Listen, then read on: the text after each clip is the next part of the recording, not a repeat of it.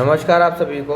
आप देख रहे हैं तारासिन क्लासेस। आज की क्लास में देखेंगे कार्यस्थल पर यौन उत्पीड़न, sexual harassment on work place, ये क्या है। इससे रिलेटेड हम लास्ट क्लास की वीडियोस में यानी पहले के चैप्टर में वीडियोस में डिस्कस कर चुके हैं कि उत्पीड़न या कार्यस्थल पर होने वाला भेदभाव एक्चुअल होता क्या है।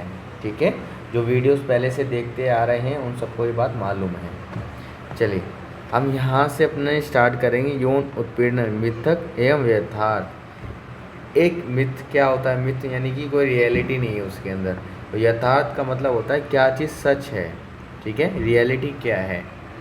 ठीक है, मिथक एक गलत धारणा जो समाज में बनी है। यथार्थ यानी कि जो रियलिटी है। ओके, हम यहाँ से स्टार्ट करते हैं। मिथक अनरियलिटी जिसे कह सकते हो। ठीक है, अनरियलिटी जो ट्रुथ नहीं है, सच नहीं है, और ये है रियलिटी यानी कि जो सच है। ठीक है, चलिए इसको समझना बहुत अच्छी बात है। जैसे फर्स्ट बॉक्स में लिखा है महिला यौन उत्पीड़न धोखा खाना में मज़ा लेती है। यानी कि जो महिला है ना, उनको उत्पीड़न व धोखा खाना इन सब में उनको मज़ा आता है। लेकिन भाई कोई भी व्यक्ति हो उसको इन सब चीज़ों में मज़ा नहीं आता है।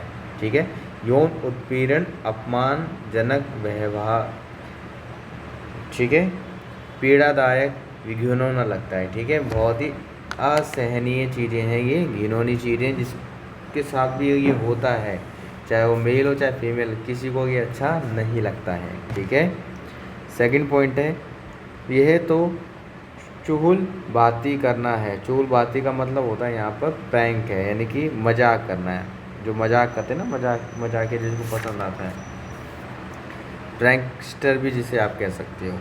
एक व्यक्ति जो मजाक करने का क्या है, शौकीन है, यूँ समझ सकते हैं, मतलब हंसी मजाक वाली चीज़ें। ये तो मजाक करना है। जो स्त्री इसका विरोध करती हैं उनमें विनोद भाव नहीं होता, इसमें कोई क्षति नहीं होती। ठीक है, कहने का मतलब ये है जो व्यवहार स्त्री के लिए अनुचित है, क्योंकि आजकल ये सोशल मीडिया के थ्रू ये जो ड्रामा करते हैं ना, प्रैंक की वीडियो बना के, प्रैंक का नाम लेके आपने इंटरनेट पे भी देखा होगा कि लड़कियों के साथ भी किस तरह की मिस बिहेव वाली हरकतें कर देते हैं और फिर कहते थे कैमरे में देख के हाथ हिलाओ, जो कि बहुत गलत है। ऐसे लड़कों को थप्पड़ मारना चाहिए जो प्रैंक की आड़ में किसी के साथ मिसबिहेव करें, गलत एक्टिविटीज़ करें, जो कि नहीं करना चाहिए। ठीक है ना, तो यहीं पे वही चीज़ लिखी हुई है, जो व्यवहार स्त्री के लिए अनुचित है उसको गैर कानूनी या मजाक नहीं माना जा सकता। ठीक है, जो चीज़ गलत है सो गलत है, उसको ये नहीं कह सकते कि कैमरे में देख के हाथ हिला लो। जो गलत है सो गलत है ना भाई। कार्यस्थल पर यौन उत्पीड़न की परिभाषा व्यक्ति किस भावना से ऐसा करता है ये उसके आधार पर नहीं, बल्कि महिला पर इसका क्या प्रभाव पड़ेगा इस आधार पर दी गई होनी चाहिए। कहने का मतलब है किसी ने किसी के साथ मजाक किया, वो मजाक तो कर रहा था, उसकी नज़र में वो चीज़ अच्छी है, ठीक है ना, लेकिन वो चीज़ किसी के साथ हो रही है, पहले उसके बारे में तो सोचो। किसी ने किसी का वीडियो बना लिया, किसी का गलत नाम से बुला लिया या उसको गलत इशारे कर लिए, देखने के लिए तो अच्छा है, लेकिन जिस पर बीत रही है उससे पूछना उसके साथ कैसा वो महसूस हो रहा है उस व्यक्ति को। ठीक है, अब किसी का जो रियल नेम है उसको असली नाम से बुलाओ, अब उसके नाम को किसी चीज़ से बदल देना है, कोई मजाक से कोई नाम रख देना हटके, जो कि एक मजाक के लिए एक समय तक ठीक है, लेकिन वो नाम उसके साथ ज़िंदगी भर जुड़ जाए, उसके ओरिजिनल नेम से उसे कोई नहीं बुलाता, अब उसको कोई एक घटिया से चिढ़ाने वाले नाम से बुलाने लग जाए तो ये क्या हो जाएगा, गलत हो जाएगा। अब किसी का नाम कुछ भी है, बंदा शारीरिक रूप से मान लो पतला है, ठीक है, अब उसको सूखी टहनी ये सब बोलते रहना, मजाक उड़ाते रहना, तो उसको अंदर ही अंदर क्या लगेगा, धक्का लगेगा, बुरा लगेगा, जो कि हमें ऐसा मजाक किसी भी प्रकार का नहीं करना चाहिए। ठीक है, आगे देखते तीसरा जो है हमारा, महिलाएं इस पर शांत रहती हैं। इसका अर्थ कि वह उसको पसंद करती है। अगर कोई व्यक्ति चुप है इसका मतलब ये तो नहीं उसको वो चीज़ पसंद आती है ना। महिलाएं इसलिए चुप रहती हैं जिससे इसके कारण लांछन ना लगे, उत्पीड़न करता इसका बदला ना ले, और वह इससे डरती हैं कि उन्हें झूठी नाह कहा जाए और उत्पीड़न के लिए उनको ही ना दोषी ठहराया जाए। जैसे कि कोई लड़की होती है, बड़ी मुश्किल से उसे नौकरी पे जाने के लिए घर वालों से परमिशन मिलती है, ये सब आपको मालूम है। अब वो जाए वहाँ पे जाके कोई उत्पीड़न एक्टिविटीज़ करे, अब लड़की चुप है, कुछ नहीं कह रही, तो इसका मतलब क्या है? तो उसको पसंद आ रहा है? बिल्कुल नहीं आ रहा। अगर वो जवाब करेगी, उठाएगी, तो घर वाले ऑब्वियसली कहेंगे भाई जाना ही नहीं है ऐसी जगह, अब तुम घर पे ही रहो। तो ऑब्वियसली बात है, तो हर किसी चुप्पी के पीछे कुछ ना कुछ क्या होता है, कारण है होता है, तो लोग बाग उसकी कमज़ोरी ना समझें। ठीक है। 4th पॉइंट, जब स्त्रियां कहेगी नहीं तो इसका मतलब होता है वास्तव में हाँ। ये जो ड्रामा पेल रखा है ना, कि सिनेमा घरों ने पेल रखा है, गानों में भी बना रखा है कि वो लड़की ना बोले तो उसका मतलब हाँ होता है। भाई साहब, अगर वो ना बोलती है तो इसका मतलब एक्चुअल ना ही है। ठीक है ना, उसके हाँ का दृष्टिकोण ना समझे। एक आम धारणा मिथक है रूप में है, पुरुषों ने एक तरफा पहल और यौन आक्रामकता को उचित ठहराने के लिए फैसला है। जब महिला कहती है नहीं तो इसका मतलब होता है नहीं। ठीक है। इफ से नो इट मीन्स नो। ठीक है। अगर कोई कह दे नो तो नो। ठीक है भाई साहब। 5वां है यौन उत्पीड़न पुरुषों का प्राकृतिक व्यवहार है। लड़के लड़के लड़के क्या लिखा है, लड़के लड़के क्या टाइपिंग मिस्टेक है क्या इनकी? लड़के लड़के होते हैं, अच्छा सॉरी, वाक्य ऐसे ही है कि लड़के तो लड़के ही होते हैं, पुरुष एक आकेटक है, शिकारी होता है, और स्त्री क्या है, एक शिकार है। वाह, तो गलत है ना। पुरुष पैदा होने के पहले से ये नहीं जानते कि दूसरों का उत्पीड़न कैसे करें। ऑब्वियसली बात है, वो नहीं जानते किसी का उत्पीड़न कैसे करते हैं। ये वे लैंगिक प्रतिस्पर्धात्मक वातावरण संदर्भ में सीखते हैं जिसे स्त्री की यौन भावनात्मक स्थिति पर रखना व्यापक होता है। यानी कि ये जो मानसिकता बनाई गई, ये सोसाइटी ने बनाई कि लड़के तो लड़के ही होते हैं, वो शिकार हैं, और लड़कियाँ लड़के शिकारी हैं और लड़कियाँ शिकार हैं। अरे ऐसा कुछ नहीं भाई, ये कोई धारणा कोई बच्चा पेट से लेके नहीं आता, समाज के दृष्टिकोण की वजह से लड़कों के दिमाग में ये चीज़ें डाल दी जाती है, घुसेड़ दी जाती है, जो कि नहीं करना चाहिए। इसमें कहीं ना कहीं सोसाइटी का दोष है। ओके, हर जगह तो सोसाइटी का ही है। अब आता है 6, महिलाएं भड़काऊ कपड़े पहनकर यौन उत्पीड़न के लिए उकसाती हैं। शालीन स्त्रियों का उत्पीड़न नहीं होता, यानी जो ऐसे कपड़े नहीं पहनती उनके साथ कुछ नहीं होता। ये तो पूरी तरीके से गलत बात है। आपने खुद देखा होगा, जो छोटे छोटे बच्चे होते हैं, स्कूल जाते हैं, 4-5 साल के जो होते हैं या 10 साल के होते हैं, उनके कपड़ों में ऐसा क्या भड़काऊ चीज़ें हैं? उनमें क्या होता है जो लोग देखने को हमें न्यूज़ मिलती है सोचने के लिए, तो ये सरासर गलत है। हर किसी को अपनी इच्छा से कपड़े पहनने का अधिकार है, वो कोई किसी को भड़काने के लिए नहीं पहनता। हर कोई व्यक्ति अच्छा दिखने के लिए कपड़े पहनता है, अपनी खुशी के लिए कपड़े पहनता है, जिसमें वो कंफर्टेबल फील करते हैं। ठीक है ना। ये सिर्फ गलत सोच होती है ना, कि ऐसा कपड़ा पहनो वैसा कपड़ा पहनो। जिसके दिमाग में जहर है सो जहर है। ठीक है, गंद भरा है सो गंद भरा ही है, कुछ कह नहीं सकते उसे। आगे देखते हैं। उत्पीड़क से पीड़ित के ऊपर आरोप थोपने का ये पुराना तरीका है। जिन महिलाओं का उत्पीड़न होता है, ज़रूरी नहीं कि वे सभी भड़काऊ कपड़े पहनते हों। महिलाओं को यह अधिकार है कि वे आज़ादी के साथ कपड़े पहने काम करें, उत्पीड़न के भय के बिना वो जहाँ चाहे घूमें। हर लड़की का सपना है कि लेट नाइट वो रोड पर शांति से घूमे, हेडफोन लगा के गाने सुनते हुए, फुल इंजॉयमेंट करके। ये सोसाइटी अब इतनी ख़राब हो रखी है कि कोई जा नहीं पाता। चलो 7वां, यदि महिला यौन उत्पीड़न की अपेक्षा करे तो ये बंद हो जाएगा, इग्नोर कर दे तो ये उसको अच्छा नहीं मानेगी। बहुत से मामलों में यौन उत्पीड़न बढ़ जाता है क्योंकि उत्पीड़क को ऐसा लगता है कि महिला चुप है, इसका अर्थ है कि वह उसका आनंद उठा रही है। भाई नहीं भाई साहब, नहीं है पसंद तो नहीं है पसंद, सीधा सा मतलब। ये वही है जो ऊपर के सेंटेंस था। महिला यौन उत्पीड़न के बारे में हमेशा झूठ बोलती हैं। वाह, ऐसा क्यों भाई? यदि कोई स्त्री शिकायत कर दे कि उसके साथ यौन उत्पीड़न हुआ है तो उसका ज़्यादा कुछ दाव पर लग जाता है, बहुत कुछ दाव पर लग जाता है। इसके कारण उस पर लालचन लगता है, उस पर भी ये दोष मढ़ा जाता है कि उसके साथ विद्वेषपूर्ण व्यवहार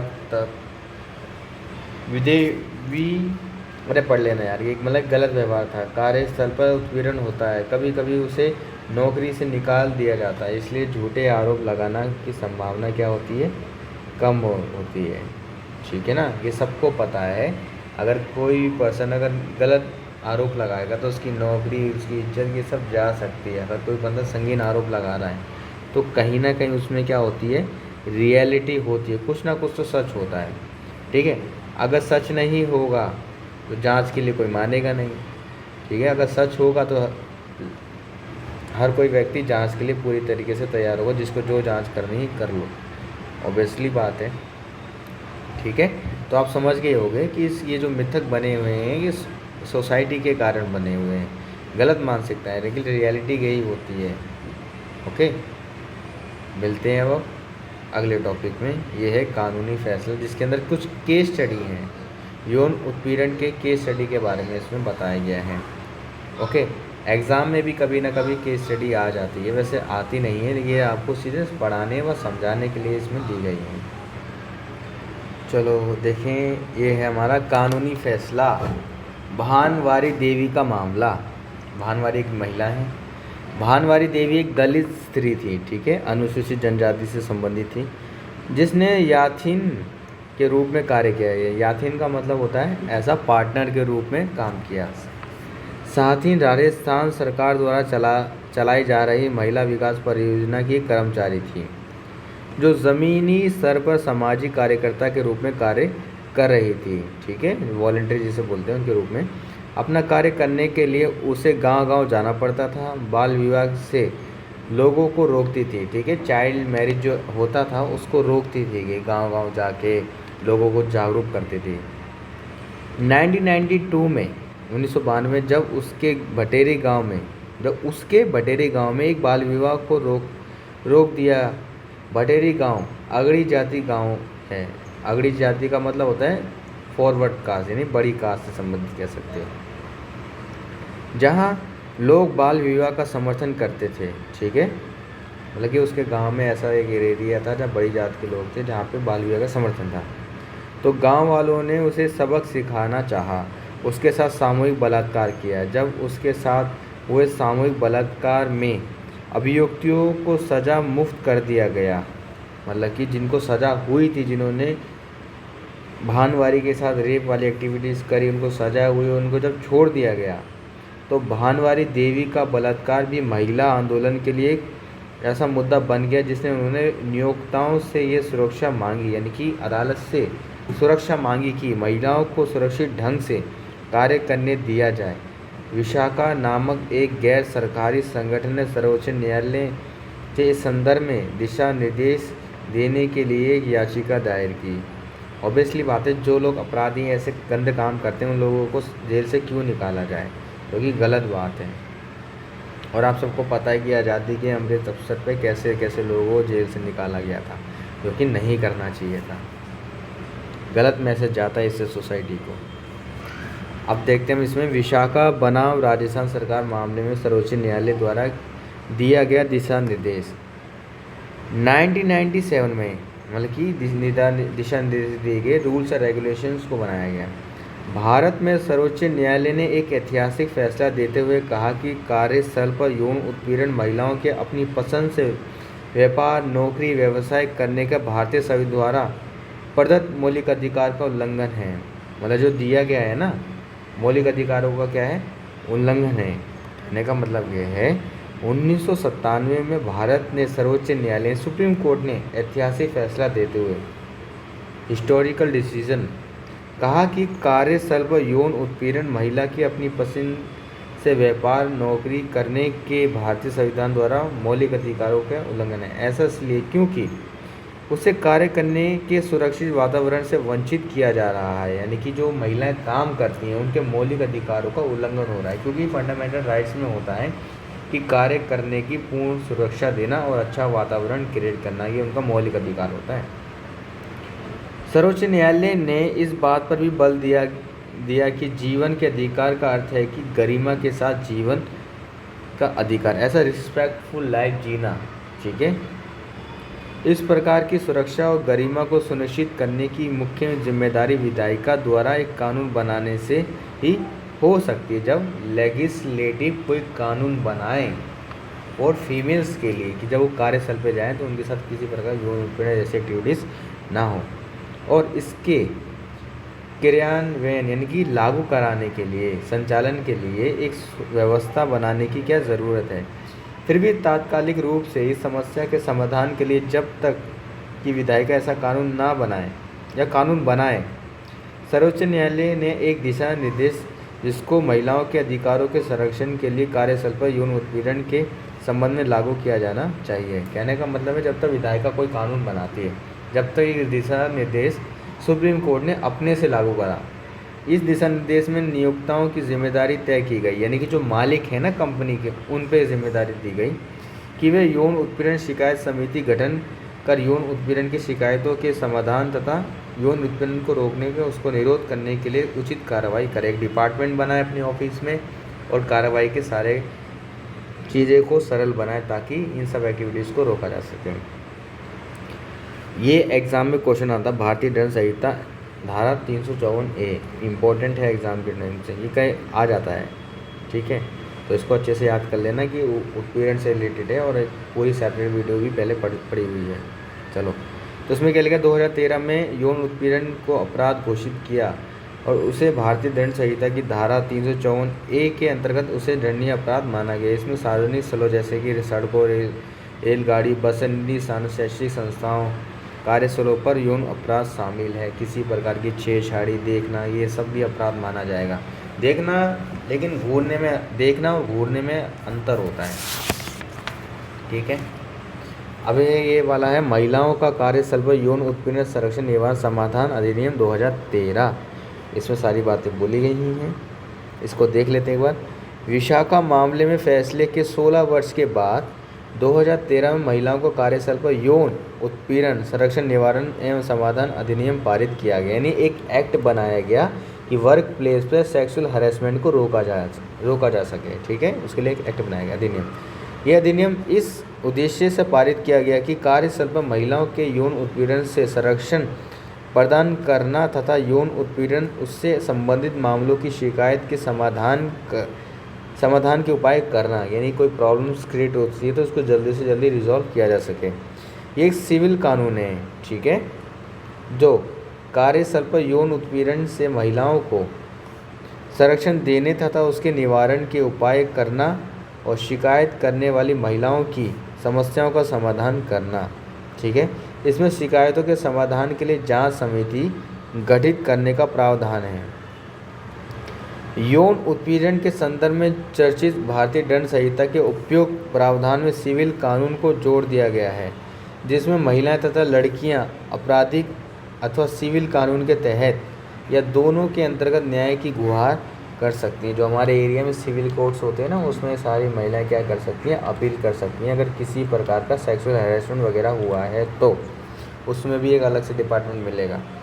भारतीय दंड संहिता के प्रावधान तथा 2013 के अधिनियम दोनों में महिलाओं को पीड़ित तथा पुरुष को आरोपित माना गया है। 2013 के अधिनियम बनने के बाद विशाखा मामले में दिशा निर्देश अब लागू नहीं हैं, थोड़े से बदल गए हैं, तो आप देख सकते हैं, पढ़ सकते हैं, मैंने वीडियोस बनाई उसमें भी देख सकते हैं। मिलेंगे अब अगली क्लास में, ये थोड़ा सारांश है, ओके। ऑलमोस्ट ये यूनिट अब ख़त्म हो चुकी है। अब मिलेंगे अब आपसे नेक्स्ट वीडियोस में। ऑलमोस्ट अब ये बुक ख़त्म हो गई है, अब कुछ नहीं है इसके अंदर। आगे ये वाली यूनिट जो है काफ़ी इजी है, ठीक है। अगर आपको नहीं समझ आएगा तो फिर बनाएंगे, अन्यथा हो गया है, ये अब ख़त्म हो गई है ऑलमोस्ट। चलो, बाकी जो टॉपिक हैं वो काफ़ी इजी हैं, पढ़ोगे तो समझ आ जाएगा आपको। और ये जो बुक है इसको एग्ज़ाम के पॉइंट ऑफ व्यू पे मत रखना, ठीक है। ये बहुत ही इंटरेस्टिंग बुक है, तो प्लीज़ ये आपको एक नैतिक दृष्टिकोण देने का काम कर रही है ये बुक, ठीक है, ताकि आपके अंदर समाज के प्रति सकारात्मक दृष्टिकोण बन सके, ठीक है। चलिए।